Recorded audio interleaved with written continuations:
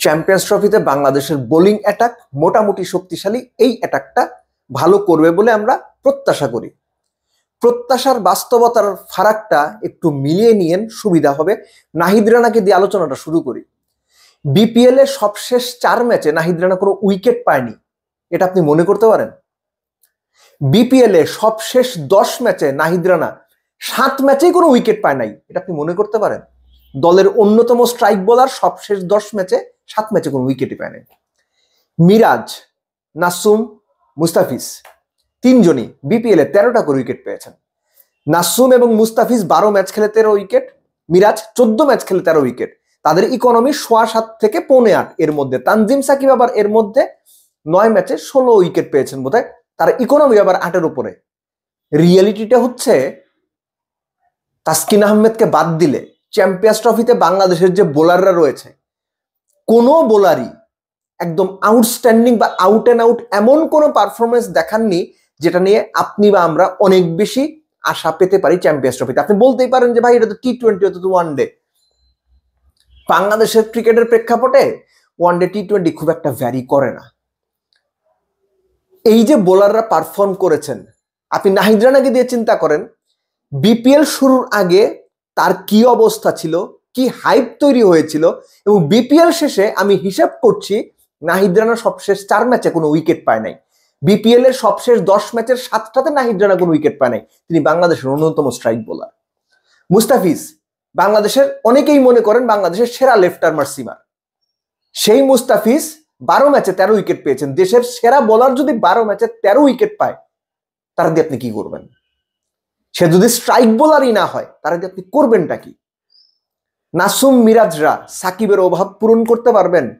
আপনি সবশেষ 3-4টা one day series যদি দেখেন, বাংলাদেশের মিডল ওভারে উইকেট তুলতে মিরাজ, নাসুমরা কি পরিমাণ স্ট্রাগল করেছেন মনে করতে পারেন? সেখানে রিশাদই যা একটু ভরসা দিয়েছেন। সো আমরা যারা মনে করছি যে বাংলাদেশের বোলিং লাইন আপটা, ব্যাটিং লাইন আপটা তো আসলে খুব একটা ভালো না, বোলিং লাইন আপটা দারুণ, সেই করে লাভ নাই। বাংলাদেশের বোলিং লাইন আপটাও আইডিয়ালি এই মুহূর্তে খুব একটা ভালো শেপে নাই। এই কথা এখন আপনার পছন্দ হবে না, অ্যাবসলিউটলি পছন্দ হবে না, কিন্তু চ্যাম্পিয়ন্স ট্রফি শুরু হোক তখন বুঝবেন।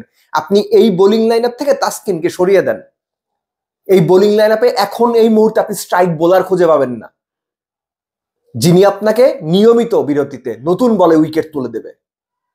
এটা অনেক বড় প্রবলেম বাংলাদেশ টিমের জন্য। আমরা অনেকেই মনে করছি যে বাংলাদেশের এই বোলিং লাইন আপটা নিয়ে প্রতিপক্ষকে একদম ধসিয়ে দেওয়া যাবে। ধসিয়ে দেওয়ার সামর্থ্য এদের আছে।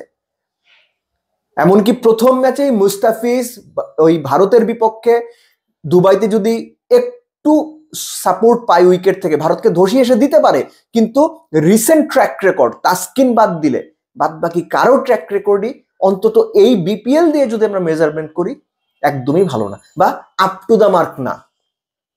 সো এটা কনসার্নের জায়গা। আমরা যতই মুখে মুখে বলি আরে ভাই আমাদের মুস্তাফিজ আছে, তানজিম সাকিব আছে, নতুন বলে 140-এ বল করে, নাহিদ রানা কন্টিনিউয়াস 100-150-তে বল করে, লাভ নাই।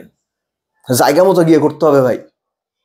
তারা জায়গা মতো করেছেন, পারফর্ম করেছেন, কিন্তু রিসেন্ট পারফরমেন্সের কথা যদি আমরা বলি, রিসেন্ট শুধুমাত্র তারা বিপিএলটাই খেলেছেন। বিপিএল এ তাসকিন বাদে বাদ বাকি কারো পারফরমেন্স একদম চোখ বন্ধ করে ভরসা করার মতো না। এবং অ্যাবাভ এভরিথিং মিডল ওভারে সাকিব আল হাসানের বোলিং বাংলাদেশ মিস করবে, এবং সেই ঘাটতি পূরণ করতে আরো 2 জন বোলারকে ব্যবহার করতে হবে।